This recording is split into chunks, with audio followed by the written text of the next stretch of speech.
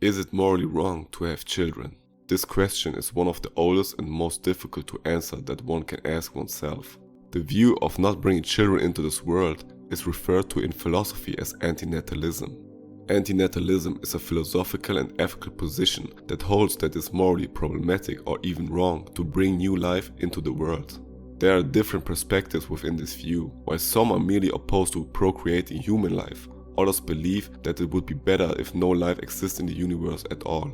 At its core is the idea that every human life is associated with suffering, pain and negative experiences, while there is no necessity for that life to exist in the first place.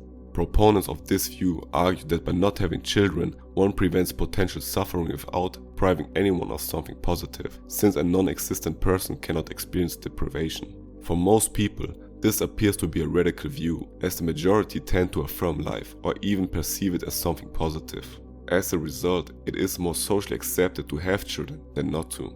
However, this reveals a problem among people who do not fully consider reality in its entirety. One of the most well-known representatives of this perspective is the South African philosopher David Benatar, who argues in his work Better Never to Have Been that it is fundamentally better not to be born. Antinatalism thus raises fundamental questions about responsibility, morality, and the value of human existence. Also, critics claim that his views are overly pessimistic, but this does not necessarily mean that they are untrue. This video merely introduced the basic principle of antinatalism and aims to present both the advantages and disadvantages of this philosophical worldview. It is intended solely for information and reflection and does not seek to encourage anyone to have children or to refrain from doing so. Likewise, it does not question the right to life or respect for human beings. Religious perspectives are also presented here. These serve only as additional viewpoints and should not be seen as criticism of religion itself, or as an attempt to persuade anyone to abandon their faith. It is simply meant to engage with different ethical perspectives. Thank you and enjoy the video.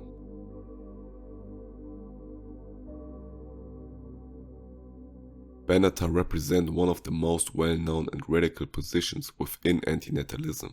In his work, he argues that it is fundamentally better never to have been born. At the center of his reasoning is the so-called asymmetry argument. While pain is always bad and pleasure is always good, he evaluates the absence of these states differently. According to him, the absence of pain is good, even if there's no one to experience that state. The absence of pleasure is not bad if there's no one who is deprived of that pleasure. From this, he concludes that non-existence has a moral advantage over existence, since it completely avoids suffering without depriving anyone of something positive. Benatar also emphasized that every human life is inevitably associated with suffering, whether through illness, loss, disappointment, or ultimately death.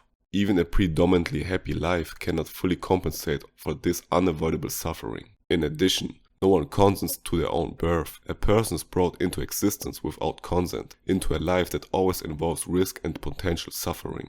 Every person who is born will experience suffering, but will also cause it. For Benatar, this leads to the moral conclusion that it is better not to create new people. His position is not meant as a call to pessimism, but rather as an ethical reflection on the responsibility that comes with the decision to reproduce. Another German philosopher who is considered one of the most radical thinkers and pessimists of the 19th century and who is also associated with antinatalist ideas is Arthur Schopenhauer. Schopenhauer's view of antinatalism can be derived from his overall pessimistic worldview, in which life is essentially defined by suffering. For Schopenhauer, the core of reality is what he calls the will to live, an irrational, blind drive that motivates all living beings and can never be permanently satisfied. From this striving inevitably arises suffering, as every fulfilled desire brings only temporary relief and immediately gives rise to new needs. Human life therefore oscillates between pain and boredom, never reaching a stable state of happiness. Against this background, reproduction does not appear as something positive or desirable, but rather as a problematic continuation of this suffering existence. By having children, humans prolong the cycle of the will and thus also the unavoidable suffering associated with life.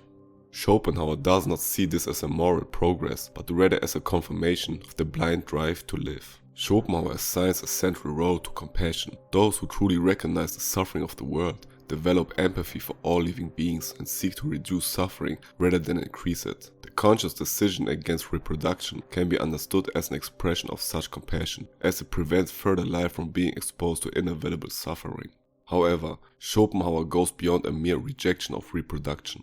His ultimate ideal is the denial of the will itself, a radical turning away from the drives and desires that determine life. This attitude aims to fundamentally break the cycle of desire and suffering.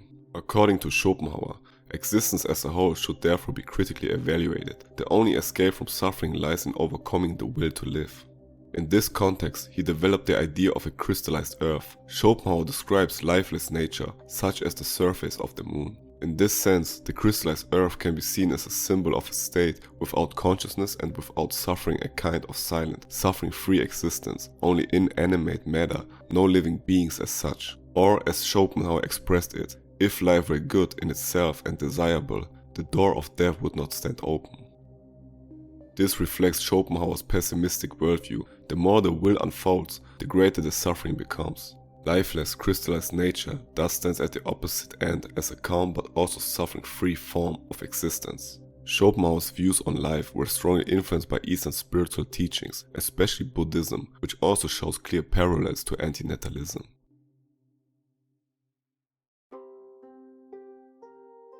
There are several conceptual parallels between Buddhism and antinatalism.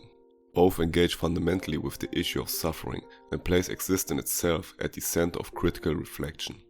In Buddhism, particularly in the teaching of Siddhartha Gautama, also known as the Buddha, the realization that life is inseparably linked to suffering, or he called Dukkha, is central. Birth, aging, illness and death are considered unavoidable aspects of existence.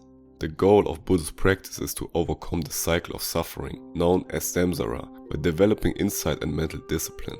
The ultimate aim is liberation into nirvana, which means the end of rebirth and thus also the end of new suffering. The parallel between the two perspectives lies mainly in the pessimistic or realistic assessment of life as inherently tied to suffering. Both Buddhism and antinatalism acknowledge that existence involves unavoidable negative experiences.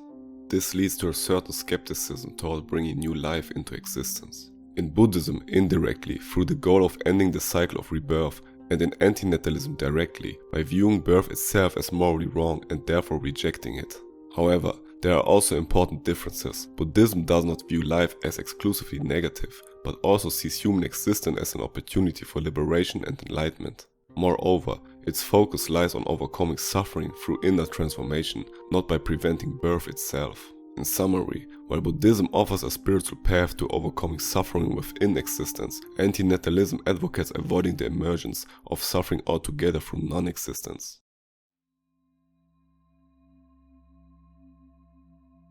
Suffering is of course not all the same. There are different kinds of suffering.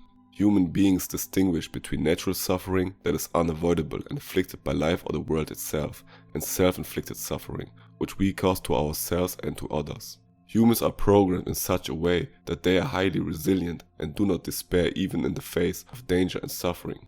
Rather, they adapt to circumstances, even when these are perceived as extremely negative or painful. In doing so, people develop a certain resilience that enables them to cope with the harshness of life. For many people who have experienced extreme suffering, hope is often a central factor that allows them to endure in the face of adversity. Many people around the world report that they have been able to overcome hardships because of a sense of meaning or through faith in God. Many spiritual and religious teachings suggest that through faith and righteous action, suffering can be eliminated or at least reduced. The goal is to bring suffering in this world to an end, or to be freed from the suffering of the world in the afterlife. For thousands of years, humanity has debated whether life has meaning or whether there is a God to believe in. If there is a God, then there is also meaning, which in turn makes life, as well as the pain and the suffering must endure, more bearable. The existence of meaning and/or of a God therefore implies that life is good and can, in a sense, justify suffering, whereas the absence of a fundamental meaning or the non-existence of a God is regarded by many as negative or neutral. Thus, belief in a God or in meaning helps people cope better with suffering. However, the question I keep asking myself is this: does it actually make a difference whether meaning or God exists?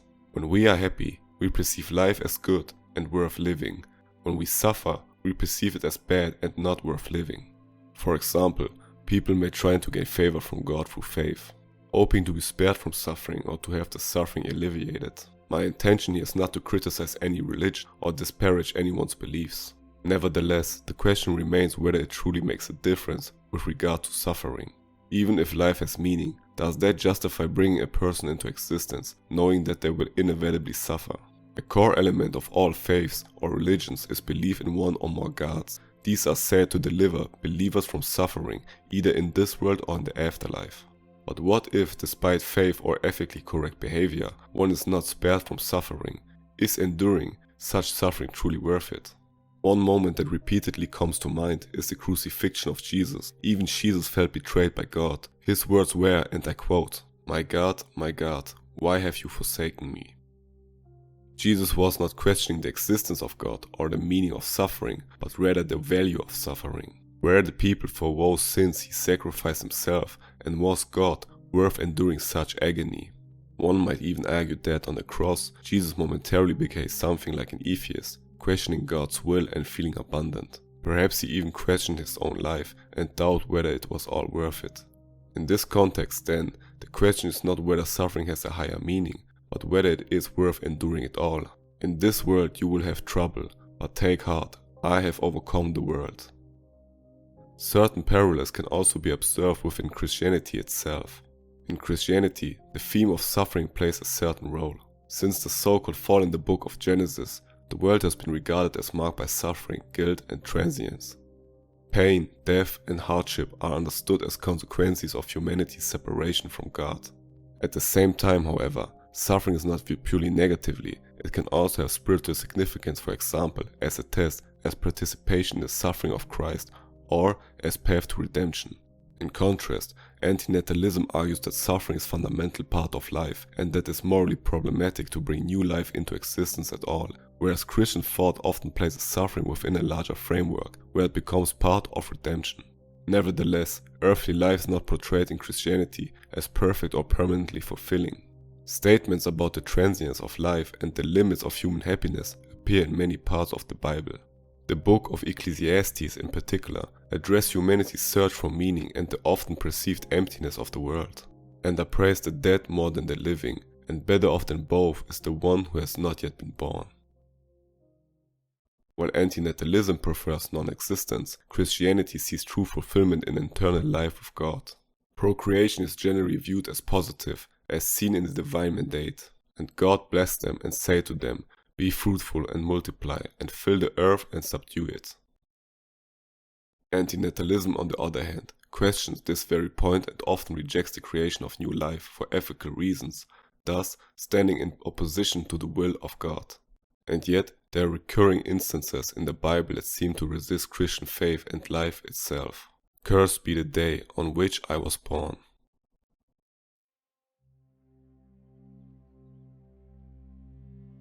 From a scientific perspective, human life can be understood as a result of evolution. The focus here is less on the moral evaluation of suffering and more on function, purpose, and biological necessity within nature. In biology, humans are seen as part of the ecosystem. The purpose of an individual is not religious or spiritual, but functional. Humans serve reproduction. Like all living beings, humans are programmed to pass on their genes. Our consciousness and ability for moral reflection distinguish us from other species, but from an evolutionary standpoint, our purpose is no different from that of animals, simply to pass on genes and survive within an ecosystem. The difference, however, lies in the fact that, unlike an animal or a plant, humans can consciously decide whether they want to pass on their genes or not. A dog, for example, does not ask why it was born as a dog, nor why it was born at all. A dog is what it is. It will neither question this, nor ever attempt to be anything other than a dog. Animals and plants are what they are, without understanding or questioning it. Every animal and every plant fulfills its role within the ecosystem without understanding or consciously intending it. Through the existence of these living beings, the greater whole is held together. While animals and plants serve a higher purpose and thus their existence has meaning, there is no ultimate meaning to human existence. The fact that humans exist and the way we live causes not only suffering among humans themselves, but also among other forms of life. Animals and plants maintain the balance of nature. The existence of humans disrupts this balance. We wage wars, pollute the environment, and keep animals under horrific conditions. Human history also shows that we do not hesitate to inflict terrible things upon our own kind. The Holocaust, for example, represents one of the darkest chapters in human history and demonstrates humanity's capacity to commit horrific acts against others. It almost seems as though humans not only fail to prevent suffering, but even tend to create and amplify it. From a scientific perspective, one could argue that antinatalism goes against evolutionary logic. While evolution favors reproduction and survival, antinatalism argues that suffering should be avoided. Biologically, there is no ethical reason to prevent existence. The purpose of evolution is simply the continuation of the species.